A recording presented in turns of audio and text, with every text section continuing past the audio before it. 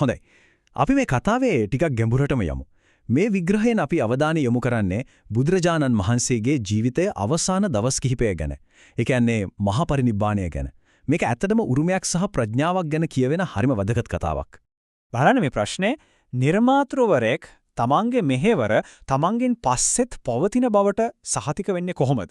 ඒක ඇත්තටම හරිම බලවත් විශ්වීය ප්‍රශ්නයක්. ඕනෑම ශ්‍රේෂ්ඨ දෙයක් පටන් ගත්ත කෙනෙක්ට මේ අභියෝගයට මුහුණ දෙන්න වෙනව නේද? තමන්ගෙන් පස්සේ තමන්ගේ දැක්ම ඉස්සරහට අරන් යන්නේ කවුද? ඒක කරන්නේ කොහොමද කියන එක. ඉතින් පුදුමයකට වගේ බුදුරජාණන් වහන්සේගේ ජීවිතයේ අවසාන කාලය ඔය සදාකාලික ගැටලුවට හරිම පැහැදිලි ඈත අතීතයේ ඉන්න මෙන පිළිතුරක් දෙනවා. අපි මේ කතා කරන සිදුවීම් මාලාව වාර්තා වෙන මූලාශ්‍රය තමයි මහා පරිනිබ්බාන සූත්‍රය. හරි. එහෙනම් අපි යමු කතාවේ ආරම්භයටම. ඒ කියන්නේ බුදුන් වහන්සේගේ අවසන් චාරිකාව පටන් ගත්ත තැනට. මේ වෙනකොට උන්වහන්සේ ගොඩක් වයෝවෘද්ධයි. තමන්ගේ අවසන් ගමනට සූදානම් වෙලයි හිටියේ. වයස අවුරුදු 80යි හිතන්නකෝ. ඒ කියන්නේ කොච්චර දීර්ඝ අර්ථවත් ජීවිතයක්ද? එක යුගයක අවසානයේ සනිටුහන් කරන මොහොතක්. මේ කාල රේඛාව දිහා බලන්නකෝ. මේකෙන් උන්වහන්සේගේ ගමනේ භෞතික වගේම ආධ්‍යාත්මික පැත්තත් අපිට හොඳට පැහැදිලි වෙනවා. මුලින්ම වේසාලියේදී උන්වහන්සේ ප්‍රකාශ කරනවා තව මාස 3කින් පිරිනිවන් පානවා කියලා. ඊට පස්සේ පාවා නුවරට වැඩම කරලා චුන්ද කියන කර්මාර පුත්‍රයා පූජා කරපු අවසන් දාණය වළඳනවා. අවසාන වශයෙන් කුසිනාරාව. ඒ කියන්නේ හරිම නිස්කලංක කුඩා නගරයක්. තමන්ගේ අවසන් මොහොත ගත කරන තෝරා ගන්නවා. හරි. දැන් අපි එමු මේ ගමනේදී බුදුන් වහන්සේ ඉතිරි කරපු වැදගත්ම දෙයට. ඒ කියන්නේ ඒ පණිවිඩයට. මේක තමයි ඇත්තටම මේ සූත්‍රයේ හරය සදාකාලික උරුමය. මේක හරිම වැදගත් දෙයක්. බුදුන් වහන්සේ තමන්ගෙන් පස්සේ නායකයෙක්ව පත් කරේ නැහැ. උන්වහන්සේ උරුමයක් විදිහට ඉතිරි කරේ ධර්මය. ඒ කියන්නේ උන්වහන්සේගේ ඉගැන්වීම. බලන්න ඒක කවුරු හරි පුද්ගලයෙක් බට ගොඩනැගුණු දෙයක් නෙවෙයි. ඒක හැමෝටම ගමන් කරන්න පුළුවන් මාර්ගයක්. මේ ප්‍රකාශය තමයි සමහර විට මුළු ඉගැන්වීමේම උච්චතම අවස්ථාව. තමන්ට පහනක් වන්න, තමන්ට පිලිසරණක් වන්න, ධර්මය තමන්ට පිලිසරණක් කරගන්න. ඒ කියන්නේ පිටින් ගැලුම් කරුල කෙනකල් බලන් ඉන්නේ නැතුව තමන්ගේම ප්‍රඥාවයි ධර්මයයි මත විශ්වාසය තියලා වැඩ කරන්න කියලායි උන්වහන්සේ කිව්වේ.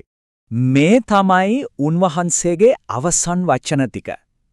සියලු සංස්කාරයෝ නැසන සුළුයි. අප්‍රමාදව කුසල් දහමෙහි යෙදෙන්න. ඒ කියන්නේ ගොඩ නැගුණු හැම දෙයක්ම කවදා හරි නැති වෙලා යනවා. ඒ නිසා පමා නොවි උත්සාහයෙන් කටයුතු කරන්න කියන ඒ ගැඹුරු පණිවිඩය තමයි අවසානයේටම දුන්නේ. හොඳයි. දැන් අපි එන්නේ කතාවේ උච්චතම අවස්ථාවට. ඒ තමයි පිරිනිවන් පෑම සිද්ධ වෙච්ච විදිහ. වැදගත්ම දේ තමයි ඒක දුක්බර මරණයක් විදිහක නෙවෙයි සටහන් වෙලා තියෙන්නේ. ඒක හරිම ශාන්ත සංසුන් නික්ම යාමක් විදිහටයි වාර්තා වෙන්නේ. මේ ක්‍රියාවලිය බලන්නකෝ. ඒක කොච්චර ක්‍රමානුකූලද කොච්චර සිහියෙන් කරපු දෙයක්ද කියලා. පියවරෙන් පියවර මුලින්ම සල්ගස් දෙකක් අතර සිහියෙන් සැතපෙනවා. ඊළඟට රැස් වෙලා ඉන්න භික්ෂුන්ට අවසාන අනුශාසනාව දෙනවා. ඊට පස්සේ ගැඹුරු ධානා අවස්ථාවන් හරහා ගමන් කරලා අවසානයේදී සියලු බැඩීම් ඉක්මවපු පරිනිබ්බාණය සාක්ෂාත් කරගන්නවා. ඇත්තටම මේක ජීවිත කාලයක් පුරාවටම ප්‍රගුණ කරපු දෙයක උත්තරීතරම ප්‍රතිඵලය. හැබැයි කතාව එතනම ඉවර වෙන්නේ නැහැ. බුදුන් වහන්සේගේ පෙරණිවීමෙන් පස්සේ සිද්ධ වෙච්ච දේත් හරිම වැදගත්.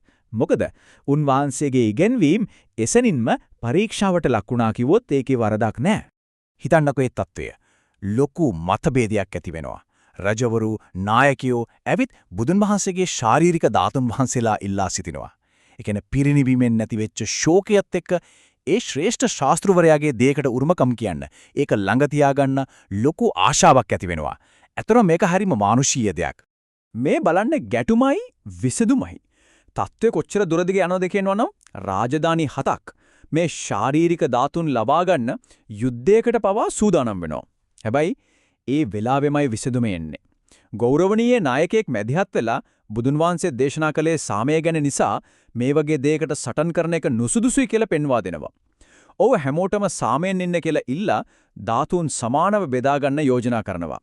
බලන්න මේක තමයි ධර්මයේ ක්‍රියාවෙන්ම පෙන්වීමක්. ඉතින් අවසානයේදී ශුද්ධ ධාතුන් වහන්සේලා සමාන කොටස් 8කට බෙදලා දෙනවා. මේ අංක 8 හරිම වැදගත්.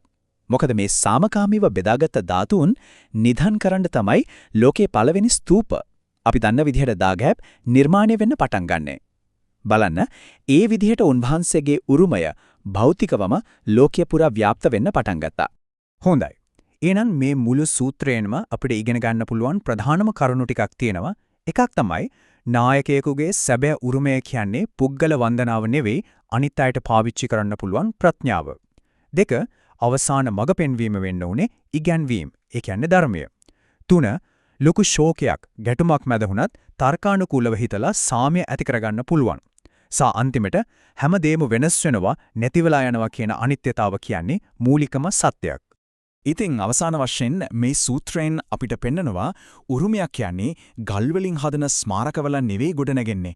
ඒක ගොඩනගන්නේ අනිත් මිනිස්සුන්ව ශක්තිමත් කරන සවිබල ගන්නවන ප්‍රඥාව තුලින් කියලා. ඉතින් අපි හැමෝම අපේම අහගන්න ඕන ප්‍රශ්නයක් ඉතුරු වෙනවා. ඇත්තටම සදාකාලික දෙයක් මේ ලෝකෙට ඉතිරි කරලා යනවා කියන එකේ තේරුම මොකද්ද?